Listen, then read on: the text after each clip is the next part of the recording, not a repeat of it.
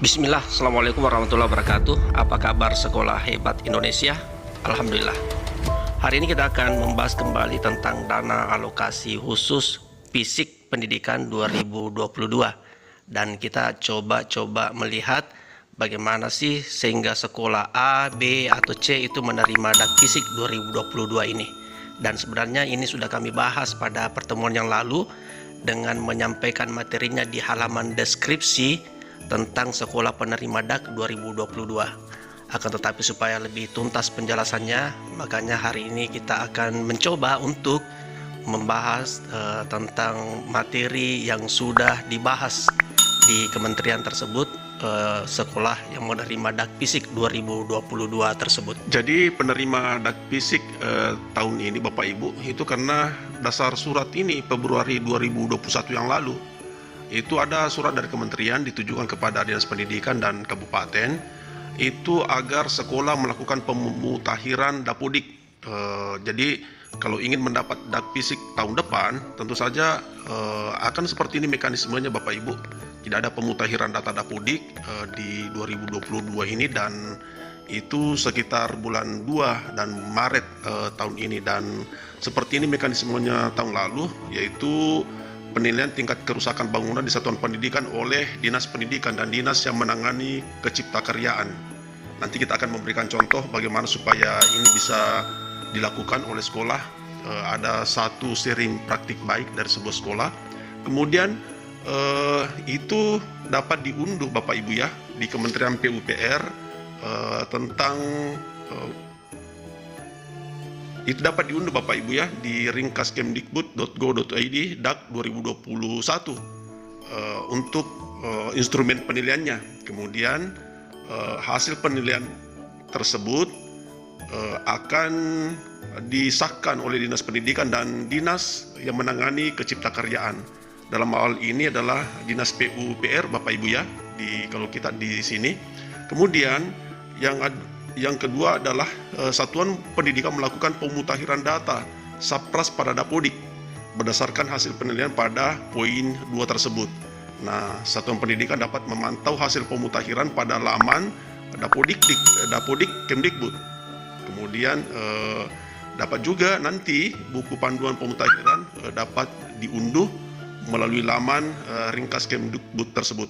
Nah, Bapak Ibu, mari kita menyiapkan diri semua karena kemungkinan tahun ini masih tidak berubah, karena itu pada tahun yang lalu itu 31 Maret Bapak Ibu ya, berkas tersebut diunggah, dan ini resmi Pak Bu dibahas di kegiatan Kementerian Pendidikan pada tahun yang lalu. Dan begini Bapak Ibu ya, jadi konsep ketuntasan itu adalah seperti ini. Jadi daftar kebutuhan satuan pendidikan itu kita masukkan tadi semua di dapodik tersebut dan dinilai oleh PUPR dan Dinas Pendidikan dengan mengunduh instrumen penilaiannya yang tadi disebutkan di laman tersebut. Misalnya contoh SDA itu kebutuhan dasar pendidikannya adalah 3 rehab ruang kelas, 3 bangunan toilet, 1 pembangunan alat komputer, kemudian ada kerusakan-kerusakan, misalnya rehab perpustakaan, kerusakan ringan, buku koleksi perpustakaan, dan pembangunan pagar. Nah, seperti ini Bapak Ibu ya. Jadi untuk kerusakan yang bisa rehab yang bisa dilakukan adalah rehab yang sifatnya ringan. Kalau rehab yang sifatnya sedang maksudnya. Kalau ringan itu adalah bisa ditalangikan oleh dana BOS. Nah, seperti ini. Setelah itu ada menu dak fisik. Apakah ada di 2021 misalnya nanti, kemudian toilet, apakah ada menu yang tersedia untuk dak fisik tersebut. Kemudian untuk kerusakan ringan itu tidak perlu dicari karena itu adalah sumber pendanaan lain, yaitu anggaran via BOS atau mungkin buku koleksi perpustakaan. Itu tidak perlu disebutkan di sana karena itu adalah bisa dianggarkan melalui dana BOS. Kemudian misalnya pembangunan pagar tidak ada dalam menu, sehingga itu bisa diusulkan melalui APBD Bapak Ibu ya masing-masing. Nah, ini konsepnya Bapak Ibu 2020, 2021, dan konsep ketuntasan itu masih akan berlangsung sampai 2024 yang akan datang. Nah, seperti ini menu-menunya Bapak Ibu tahun lalu ya. Misalnya ruang kelas itu tersedia semua di satuan pendidikan mulai dari PAUD sampai SMK. Kemudian ruang perpustakaan taman baca itu mulai dari SD, SMP, SKB, SMA, SLB, SMK. PKBM dengan PAUD tidak tersedia Bapak Ibu ya. Nah, seperti ini silakan diunduh materi ini di video sebelumnya kami sudah sajikan, dan hari ini kita coba-coba menyampaikan. Nah, ini kriteria penilaiannya Bapak Ibu. Untuk satuan pendidikan TK, negeri dan swasta ya, itu harus akreditasi A dan B. Sedangkan untuk SD, SMP, SMA, SLB itu harus akreditasi A pada daerah yang dengan kinerja pendidikan rendah dan kemampuan fiskal rendah. Kemudian satuan pendidikan SMK itu pada kinerja pendidikan rendah dan kemampuan fiskal yang rendah. Itu Bapak, Ibu. Kemudian satuan pendidikan diusulkan untuk program rehabilitasi harus sudah dilakukan verifikasi kondisi bangunan oleh Dinas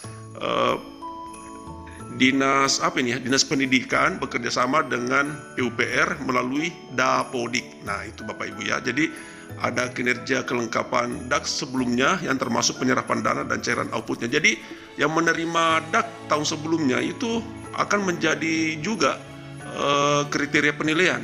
Nah, apakah bagus caranya atau bagaimana capaian outputnya. Jadi kalau tidak bagus ya harus menunggu. Nah, kemudian satuan pendidikan memiliki NPS mengisi Dapodik 2 tahun terakhir dan menerima BOS dan BOP. Ya. Kemudian ini dipersyaratkan untuk tahun lalu itu adalah jumlah siswa bukan lagi 216 Bapak Ibu ya, tapi 40 siswa untuk SKB dengan PKBM dan PAUD untuk 24 siswa. Nah, kalau untuk SMP, SMA, SMK, SMB itu bukan lagi 216 seperti tahun 2021 yang lalu, itu harus 216. Kalau tahun ini cukup 50 siswa.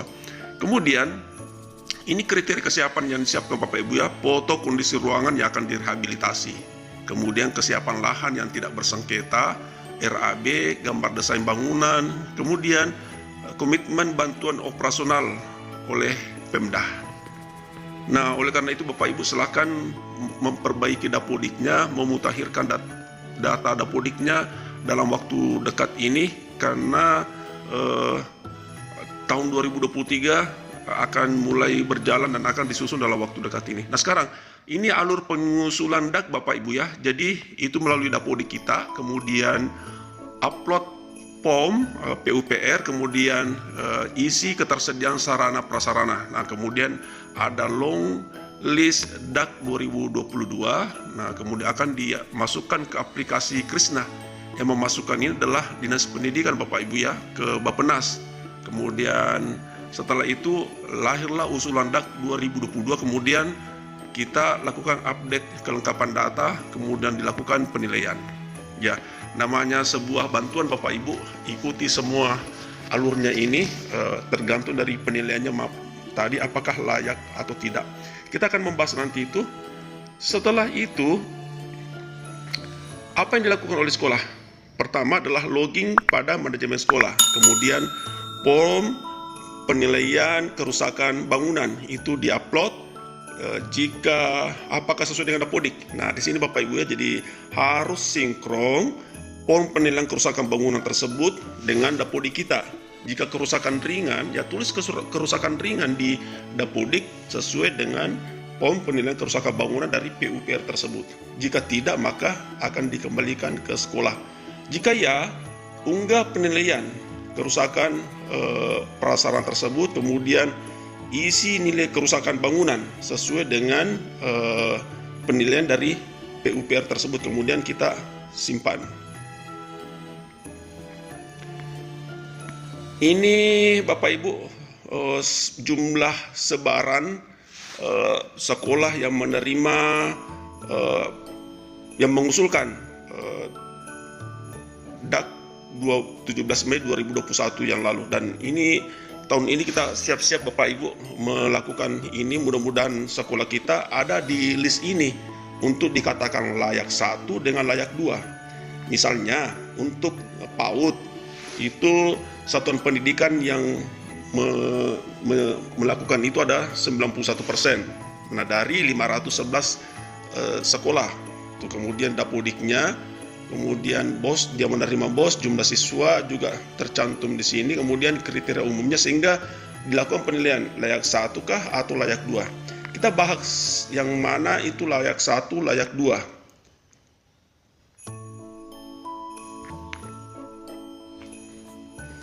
Ini Bapak Ibu ya, jadi mekanisme pelaksanaan kegiatan adalah untuk yang layak di kategori layak 1 dan layak 2, sasaran layak 1 dapat memperoleh ya. Jadi sekolah kita ketika sudah dinilai itu akan ada kriteria namanya layak 1, akan memperoleh seluruh jenis bantuan sesuai dengan kebutuhan yang diusulkan di Dapodik tersebut dengan menu yang ada di surat tersebut. Sedangkan sasaran layak 2 hanya dapat memperoleh bantuan pembangunan sarana dan penyediaan sarana pendidikan sesuai dengan kebutuhan. Nah, satuan pendidikan memperoleh layak 1 dan layak 2 dibedakan melalui unggahan dokumen kondisi sesuai dengan form PUPR. Sasaran layak 1 mengunggah dokumen PUPR, sedangkan sasaran layak 2 tidak mengunggah dokumen PUPR. Baik Bapak Ibu, kita coba membuka contoh format yang sudah dilakukan oleh sekolah dan kita melihat bagaimana formatnya yang sudah dilakukan oleh satu sekolah berikut ini. Jadi begini contohnya Bapak Ibu ya, form penilaian kerusakan bangunan itu ada di sebuah sekolah di sini. Kemudian ini contoh yang merupakan dinilai oleh PUPR dan di sini dinyatakan adalah rusak berat. Nah, kalau sudah rusak berat begini pasti tidak akan dibantu Bapak Ibu ya, karena yang diinginkan oleh DAK itu adalah rusak sedang. Kalau rusak ringan itu adalah itu bisa ditalangi oleh dana BOS. Jadi silakan Bapak Ibu komunikasi dengan PUPR di kabupaten masing-masing dengan cara bermohon di situ untuk diuji sekolahnya melalui instansi yang terkait. Dan sayang sekali ya, ini dinyatakan bahwa secara garis besar kondisi bangunan sudah tidak layak karena bangunan mengalami penurunan akibat dari penurunan struktur tanah. Nah, di sini ditandatangani oleh petugas survei dan dinyatakan adalah itu rusak berat. Nah, seandainya dia sedang di sini tentu saja akan ada rehabilitasi dari PUPR untuk bangunan yang dinilai oleh di sini tersebut. Baik Bapak Ibu, berapa kebutuhan dari sekolah kita silakan diusulkan di Dapodik dan form penilaian seperti ini diunggah supaya mendapat bantuan dan itu diusulkan dan kita menunggu suratnya bulan 2 atau bulan 3 ini. Terima kasih, cukup sekian. Assalamualaikum warahmatullahi wabarakatuh.